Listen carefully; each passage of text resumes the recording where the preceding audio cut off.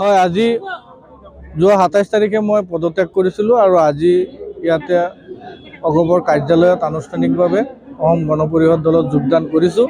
আজিৰ পৰা এটা নতুন অনুষ্ঠানত আমি যোগদান কৰিছোঁ আৰু আজিৰ পৰা আমাৰ যাত্ৰা নতুন ধৰণে আৰম্ভ হ'ব। বিগত ২০০১ চনৰ যাত্ৰা আৰু আজিৰ পৰা আৰম্ভ কৰিবলগীয়া নতুন যাত্ৰাৰ মাজত বহুত পাৰ্থক্য থাকিব। আমি অসম গণ পৰিষদ দলৰ উন্নতিৰ কাৰণে দলৰ প্ৰাৰ্থীক আমি জিকাবৰ কাৰণে যিকোনো পৰ্যায়ত আমি কাম কৰিবলৈ প্ৰস্তুত আছোঁ আৰু আজিৰ পৰা সেইখিনি কৰি আগন্তুক ২৬ চনত চামগুৰিৰ পৰা অসম গণ পৰিষদ তথা মিত্ৰজোঁটৰ প্ৰাৰ্থীক বিজয় কৰি তাৰ পিছতহে এৰিম। ইয়াৰ আগত কোনো ধৰণৰ বহা-বহি নাই, কাম অবিৰতভাৱে চলি থাকে। আপুনি পদত্যাগৰ পিছতে ৰাইজৰ মাজত এটা সৰব চৰ্চা হৈছে যে ৰূপহী সমষ্টিৰ পৰা অসম গণ পৰিষদ দললৈ আপুনি প্ৰাৰ্থীৰ দাবীদাৰ হ'ল। এইবিলাক মিছা কথা, উৰা বাতৰি। মই কোনো প্ৰাৰ্থী-চাৰ্থী নহয়। দলৰ হাইকমাণ্ডে যাক প্ৰাৰ্থী দিব তেওঁৱে আমাৰ প্ৰাৰ্থী হ'ব আৰু তেওঁ আমাৰ সমূহীয়া প্ৰাৰ্থী হ'ব, তেওঁ ৰাইজৰ প্ৰাৰ্থী হ'ব আৰু আমি ৰাইজৰ প্ৰাৰ্থীক ভোট দি জয়যুক্ত। কংগ্ৰেছ এতিয়া ডুবন্ত নাৱত যিসকল নাৱৰীয়া আছে সেইসকল হৈছে অহংকাৰী ৰজা। গতিকে অহংকাৰী ৰজাৰ আণ্ডাৰত কাম কৰিব নোৱাৰিম।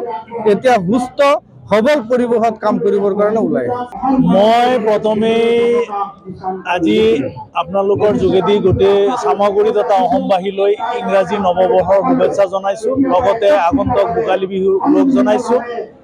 আজি আপোনালোকে দেখিছে যে অসম গণ পৰিষদ নগাঁও জিলা কাৰ্যালয়ত আজি চামগুৰি সমষ্টিৰ পৰা আহি আমাৰ অসম প্ৰদেশ কংগ্ৰেছৰ সদস্য তথা নগাঁও জিলা কংগ্ৰেছৰ সাধাৰণ সম্পাদক তথা আমাৰ বিধায়ক ডাঙৰীয়া ৰিপ্ৰেজেণ্টেটিভ মুজিবুৰ ৰহমান ডাঙৰীয়া আজি আনুষ্ঠানিকভাৱে তেখেতৰ লগত আৰু প্ৰায় ১০০ মানুহ আহি আজি অগপ দলত যোগদান কৰিছে।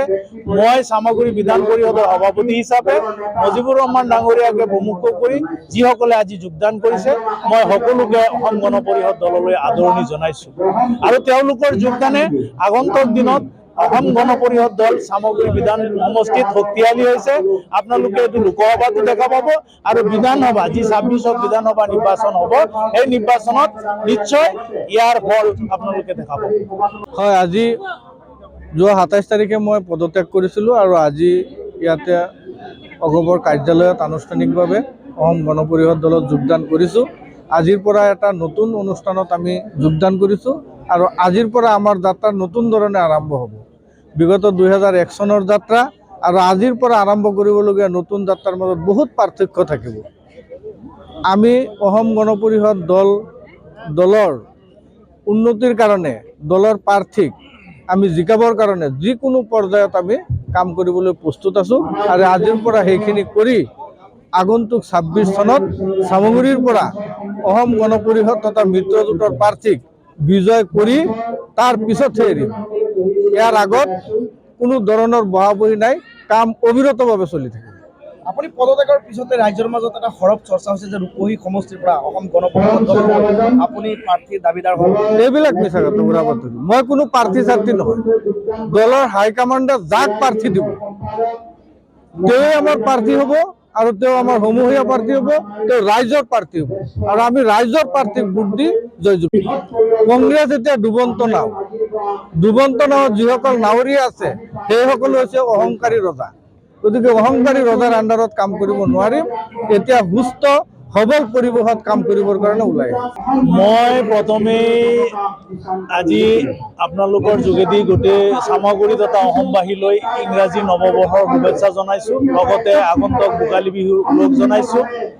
আজি আপোনালোকে দেখিছে যে অসম গণ পৰিষদ নগাঁও জিলা কাৰ্যালয়ত আজি চামগুৰি সমষ্টিৰ পৰা আহি আমাৰ অসম প্ৰদেশ কংগ্ৰেছৰ সদস্য তথা নগাঁও জিলা কংগ্ৰেছৰ সাধাৰণ সম্পাদক তথা আমাৰ বিধায়ক ডাঙৰীয়া ৰিপ্ৰেজেণ্টেটিভ মুজিবুৰ ৰহমান ডাঙৰীয়া আজি আনুষ্ঠানিকভাৱে তেখেতৰ লগত আৰু প্ৰায় ১০০ মানুহ আহি আজি অগপ দলত যোগদান কৰিছে।